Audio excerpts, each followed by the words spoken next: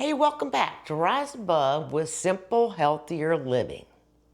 Today, I thought I'd jump on here real quick because I'm about out of toothpaste, or should I say tooth powder. I have to make some today or I will not have enough for tomorrow. Let me explain to you why I make my own tooth powder. I finally got smart. With these toothpaste, they're full of fluoride. It is not good for us. They're full of ingredients that you cannot pronounce the name of those ingredients. And then they have that poison control number on it in case a child or an adult eats more toothpaste than they should. Well, I make all my tooth powder out of natural compounds. All the things that I would encourage people to eat. Toothpaste has been gone out of my life for several years. Yes, when I first started making toothpaste, I did start using coconut oil. But within a month, I'd already clogged up the drain in my bathroom. So then I had learned that, yes, coconut oil pooling is absolutely wonderful for us. But now what I do is I'll put some in my mouth and I'll go work outside and I'll swish it all around and I'll just keep working, and when it's about time to spit it out, I'll spit it in the outside trash can. No longer will I try to force coconut oil down my drains. So that's why I switched to tooth powder. What I absolutely love about this is these are all some of the staples I will forever keep in my house. Bentonite clay, I love this. This is a great binder if you're doing a parasite cleanse, but it's also good for you for other purposes. I'll keep a jar mixed up at all times. Some of it, I have it in a little bit of a liquid form for my binder to drink. And sometimes I make it in a paste form, which my granddaughter and I used to call it our boo-boo medicine. Activated charcoal, every household should have this on hand. I'll use baking soda. I don't like what my recipe calls for, so I may do a little bit less. Of course, you know I love my Redmond salt.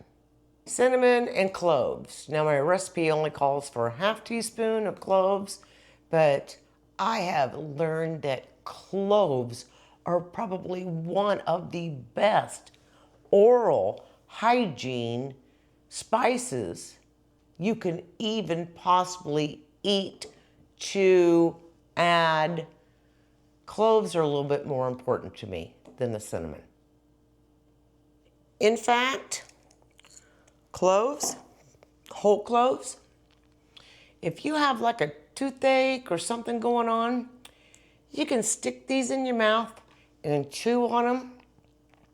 Not only will they numb that and make it feel better, but then they also take care of what's ailing that tooth. You can keep chewing on these and it will actually heal your tooth. But remember, I'm not a doctor and I do not play one on YouTube. So let's get started.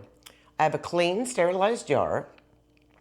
I just use a plastic lid because you never want bentonite clay or activated charcoal touching anything that's metal.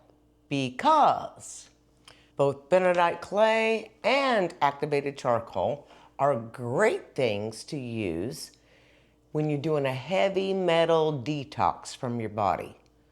It will cling to those metals, those not so friendly metals, and help us expel them out of our body, if you know what I mean. I usually use my bentonite clay, less so on the activated charcoal, just because the activated charcoal also, too much of it could also pull the copper out of our bodies, which we all need copper. Okay, this is the absolute simplest recipe in the whole world. So first you need 4 tablespoons of bentonite clay. Never use metal on bentonite clay or activated charcoal. Always use plastic or wood. So 4 tablespoons is actually a quarter of a cup.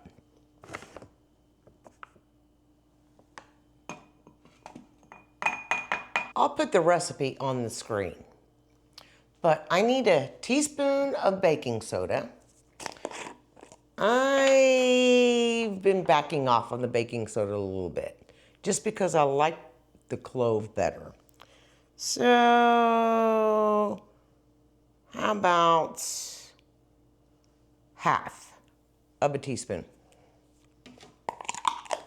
I need a teaspoon of salt, a good sea salt, not this Morton stuff.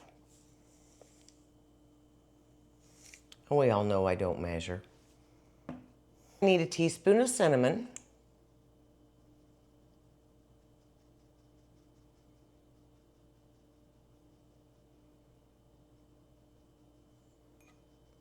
And a half teaspoon of ground cloves. Now, since I've been making this, I've been bumping up the amount of cloves that I use in this powder. Yes, I'm probably gonna go closer to a teaspoon. Whoop, there we go. Now you can or you do not have to. I like to add just maybe half teaspoon or a teaspoon of activated charcoal. Sometimes I do, sometimes I do not. The reason I do like to add it is it's really amazing when you're brushing your teeth with this powder and then you spit it out and then you look at your teeth and your gums or the very back of your throat, you'll see black spots where activated charcoal is still clinging on to maybe a little place you missed here or there. By the time you rinse it out and brush your teeth again, it's amazing. I really like it. So a lot of times when I brush my teeth, I'll just walk around the house, swishing it all around, kind of gargling with it. And you know what? If I accidentally swallowed this, every bit of this is edible. There's no poison control that needs to be called if I swallow my tooth powder. Yeah, I'm gonna go ahead and do it. I already have a plastic spoon in here.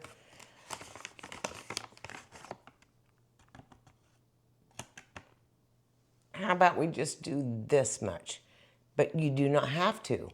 This is good enough.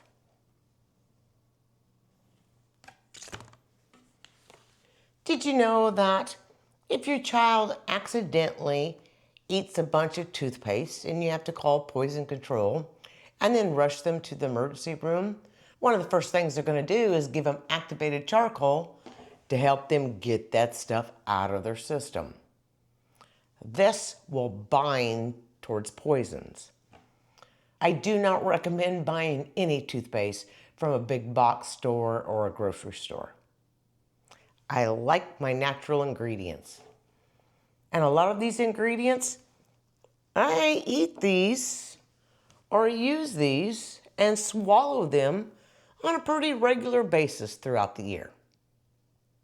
So all I need to do is put a lid on it, shake it up. Now remember, if I ever wanted to stir it, I would not use a metal spoon because this pulls heavy metals and toxins out of our body. You will actually kind of deactivate the benefits of bentonite clay or activated charcoal if you use metal. So if you're going to use these things, use plastic or wood. Okay, there you go. There's my tooth powder. I'm gonna go ahead and put this homemade tooth powder in my playlist for removing toxins from our life. So until the next one, guys, love ya.